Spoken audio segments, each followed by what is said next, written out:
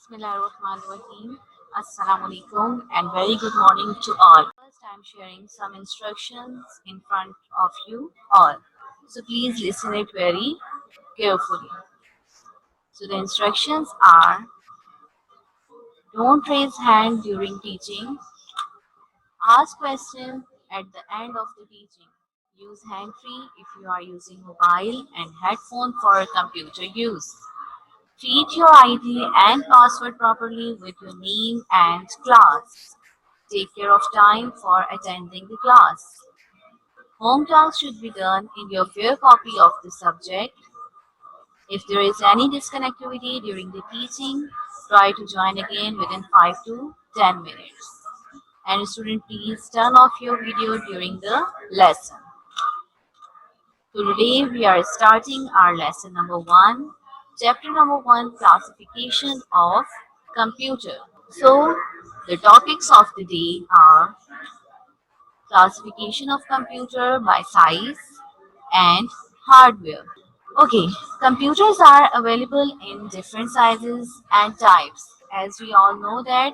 So in this chapter, we will discuss the classification of computer on the basis of their size.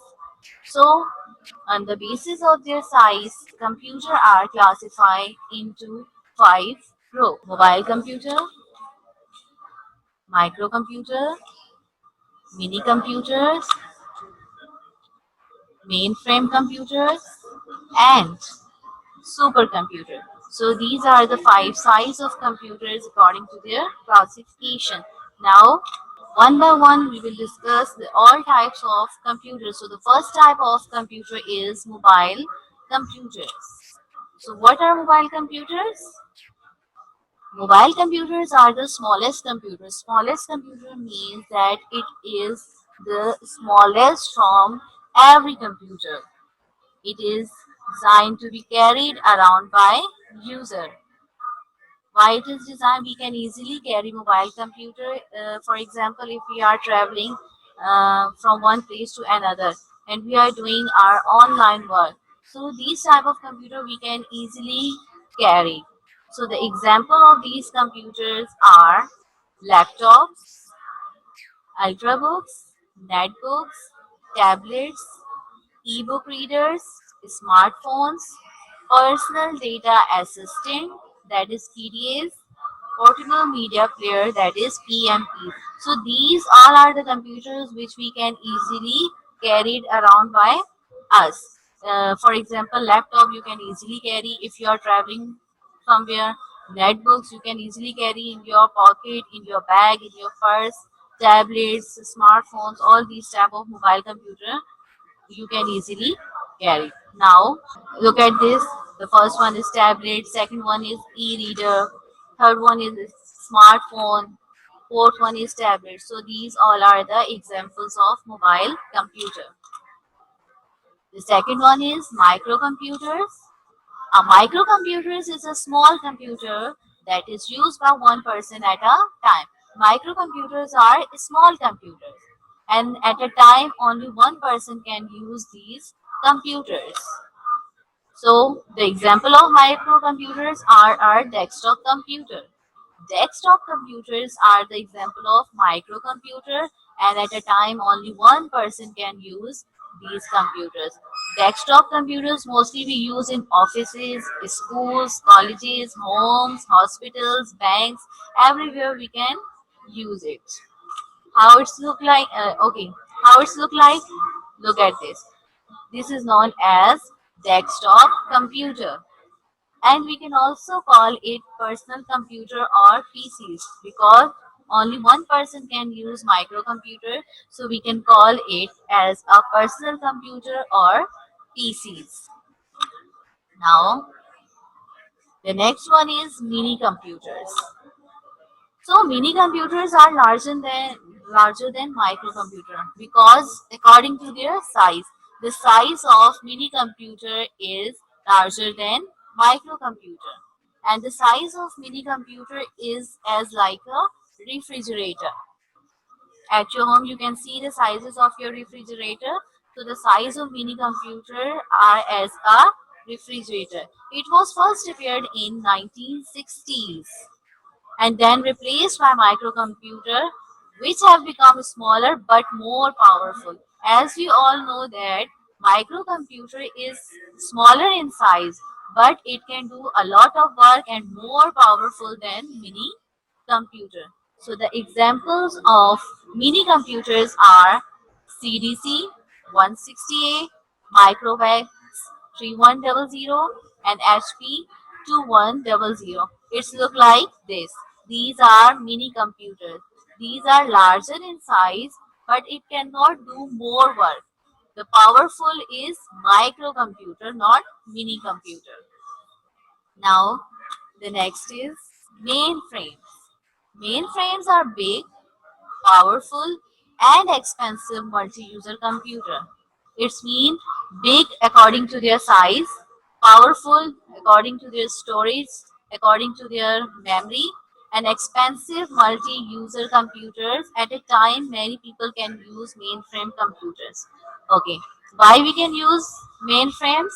They are mainly used for bulk processing data in large organizations. We cannot use it at our home, hospitals, schools. We can use it in large organizations like government offices, airlines, and banks. And the example of mainframe computers are IBM 4381, DEC 10, and NEC 610. It's look like this. It's look like a refrigerator, and the size of these are very big. It's also look like a refrigerator. You can see in this picture how it's look like. Okay. Now the next one is supercomputer. Super means the largest computer from all the computers. Supercomputers are the biggest and most powerful computers. As I have already told, the biggest means the largest computer from everyone. They often occupy whole rooms. It means they contain the space of whole rooms, a one room, two room, like this. They can process trillions of instructions per second. Why? Because this is most powerful computer and it can process trillion of instructions within the second. Government organizations and large industries use them for which type of purpose? For numeric calculation, like weather forecasting, like temperature, like these type of work we can easily do in our super computer because it can process trillion of instruction within the second. How it's and the example of supercomputers are IBM Sequoia, Fujitsu K. And how it's look like? Look at the picture. How much biggest it is, and it is the most powerful computer. And at a time, many users can use these computers. Now, the next one is hardware. Do you know about hardware? Hardware is the physical component of computer system. As we know that, we will discuss the definition of hardware later, but first I am telling that hardware is divided into two parts. The first one is input devices and the second one is output devices. Hardware is further divided into two components or two parts, that is input and output. So input is further divided into subparts, and the input devices are barcode reader, magnetic ink character reader, optical character reader, card reader, and optical mark reader. And the output devices, the subparts of output devices are liquid crystal display, that is your LCD, braille printer, and plotter. Now, what is hardware? Do you have any idea about hardware? Okay, let's discuss it, that what is hardware. The physical component of a computer that we can see and touch are called hardware. Any physical component of computer that we can easily see and we can easily touch it, feel it. So that type of component, physical components are called hardware. For example, our monitor, CPU, mouse, keyboard, we can easily touch it, we can easily feel it. So all these components are known as hardware. But in this lesson, we will discuss some more hardwares devices, some new hardware devices. So the examples are input and output devices. These are no, these are known as hardwares, and the storage devices and central processor unit. Input devices. First, discuss input devices. Input devices accept input from the user and convert it into a form that the computer can understand. Input is a device that can easily accept input from the user and convert it into a form that computer can easily understand. For example, let's suppose the example is keyboard. If we are typing something, we are giving some input to the monitor. Monitor is a output. It takes the information, but who is input? Keyboard. Keyboard is input. We can easily type. We can give input to the user. So then, after typing, it converted into the form which computer can easily understand. So these type of devices in which in which the devices accepts input from the user is known as input devices. Now the example where we can use input devices in supermarkets, banks, in sometime in hospitals, especially bank use specialized input devices why to collect large amount of data rapidly. Such devices are barcode reader, card reader, and so on. So these all are input devices. Now the first device is barcode reader. What is barcode reader?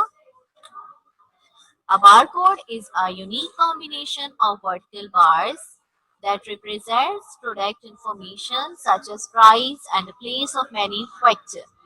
A barcode reader looks like it's look like a chip, and on the chip there are vertical bars.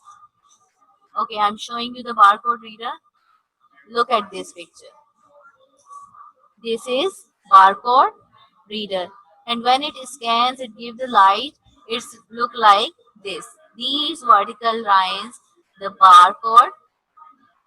It is a unique combination of vertical bars that represents product information like product name, expiry date, whatever it is, its price, its manufacture place.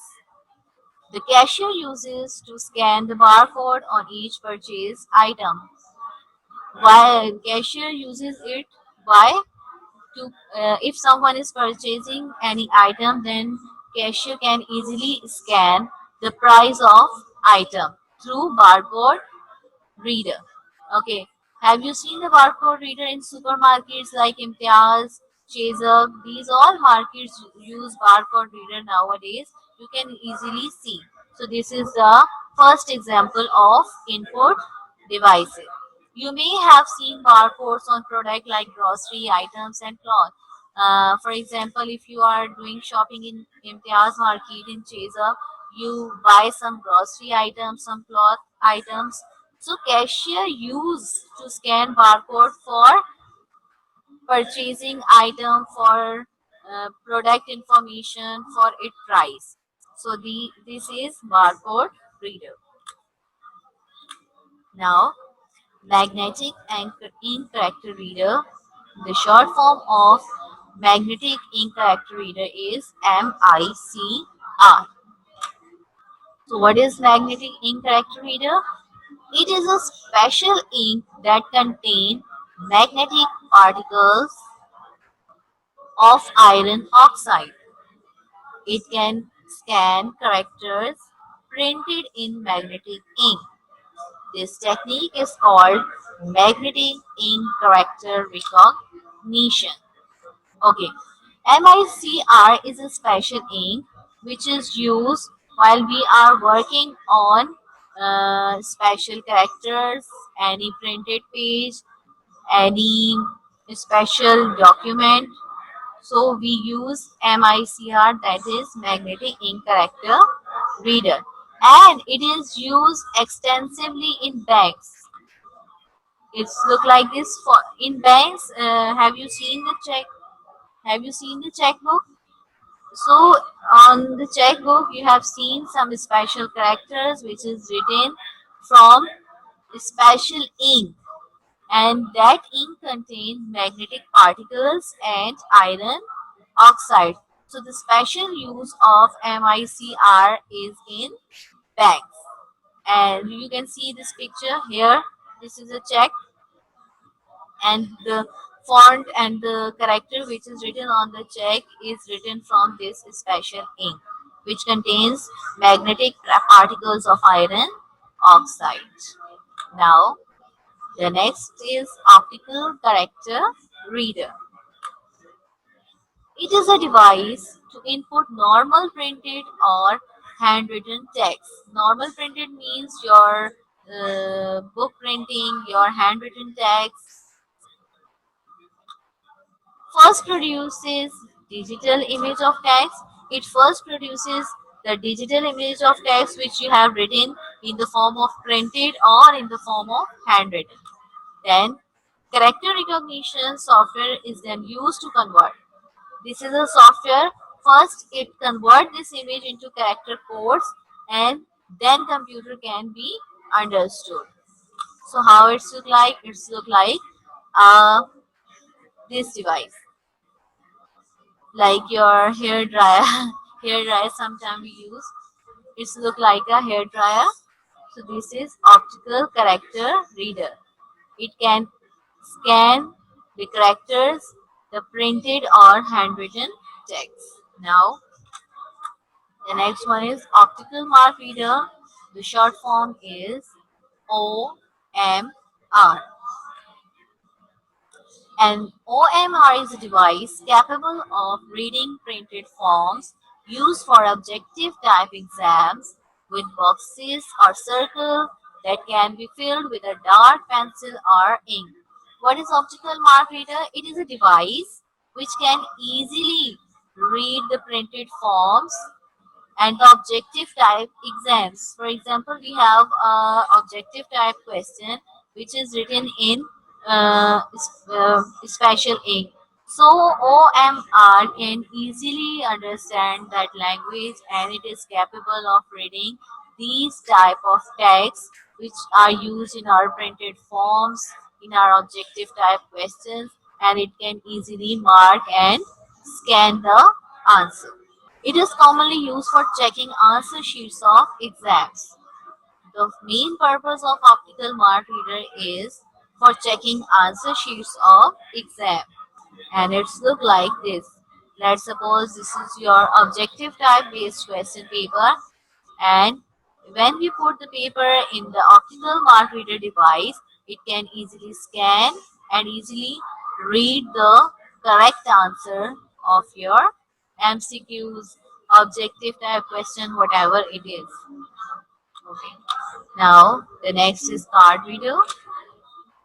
It is used for reading information stored on card such as magnetic strip card and smart card.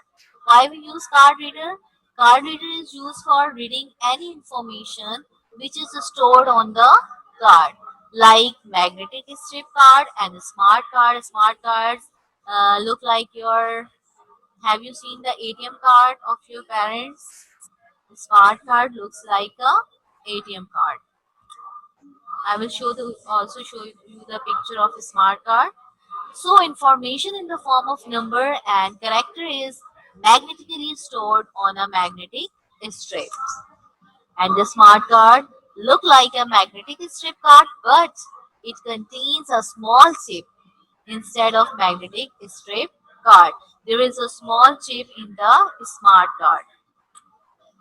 Okay, what is the function of that chip? It can easily read and write data which is on the card.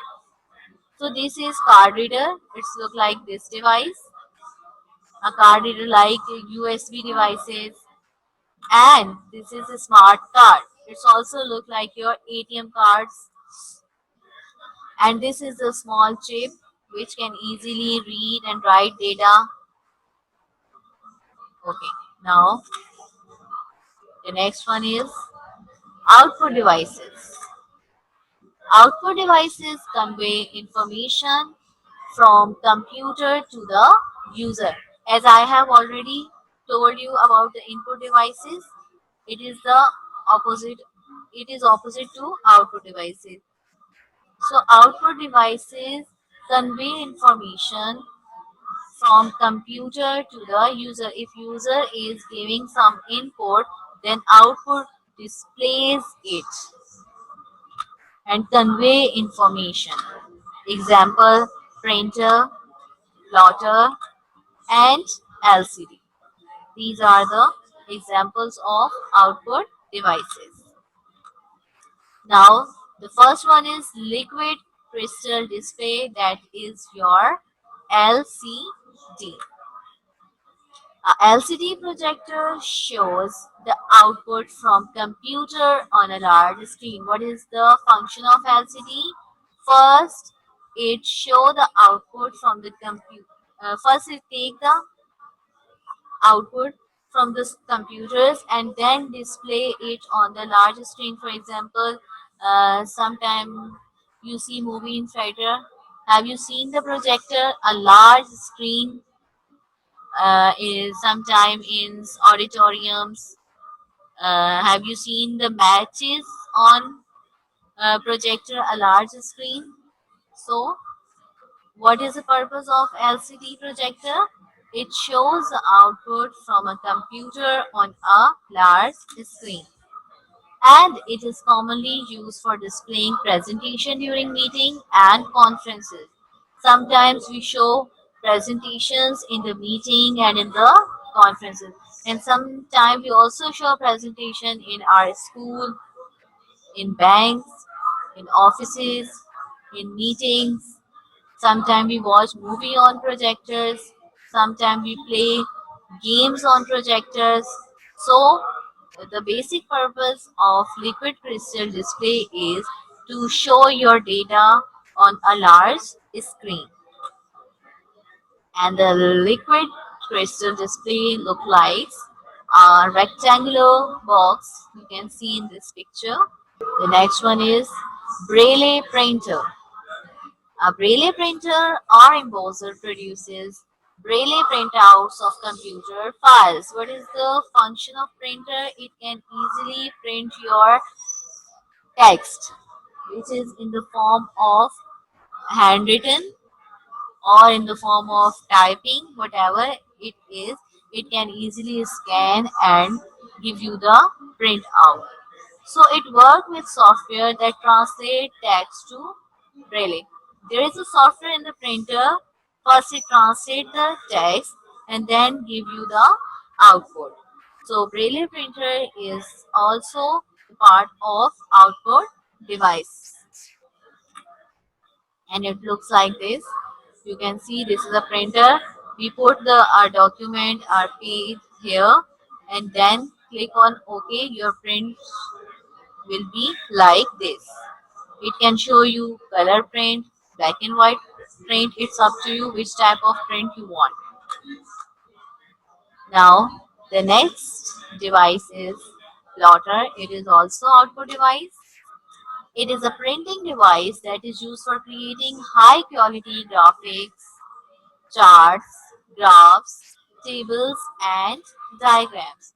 So plotter is also like a printing device, but mainly it is used for creating high quality, like the poster which you have seen, the dramas posters, and the graphics, the images, the charts, the 3D effects like graph, tables, diagrams. So these type of printing we always do in plotter device because it give you the best result, the best image, and the 100% high quality. So, plotter use ink pens or inkjets to create graphics on paper or polyester film. The plotter has ink pens, inkjets that it easily create graphics on paper and the polyester films. And the plotter look like this, and you can see this. This is a high quality magazine. There are different color in this magazines, different diagrams like tables, graph, different quality of work is there. So that type of work we always do in plotter device. Okay, students, now I'm sharing the home task in front of you all. Listen the home task very carefully. Okay, read book pages from 1 to 6 very carefully and find out the important terms and difficult words which I have already discussed in the lesson, but you have to read it again. And the second thing which you have done is this: frame 20 MCQs from the taught topic and do in your fair copy. You have to frame at least 20 MCQs which I have discussed in today's lesson and do in your fair copy. So this is your home task. Kindly take the screenshot of your home task. So in today's lesson, we have discussed two topics. The first one is classification of computer according to their size, and the second thing is hardware. And the hardware is further divided into two parts, that is input devices and output devices. Input devices have further devices like barcode reader, magnetic ink character reader, optical character reader, card reader, optical mark reader. Then in output devices we have further three more, and that is liquid crystal display, Braille printer, plotter. So take the review of all the topic again and frame at least 20 MCQs from the topic. And now it's time to wind up the class here. Inshallah, we will continue it again.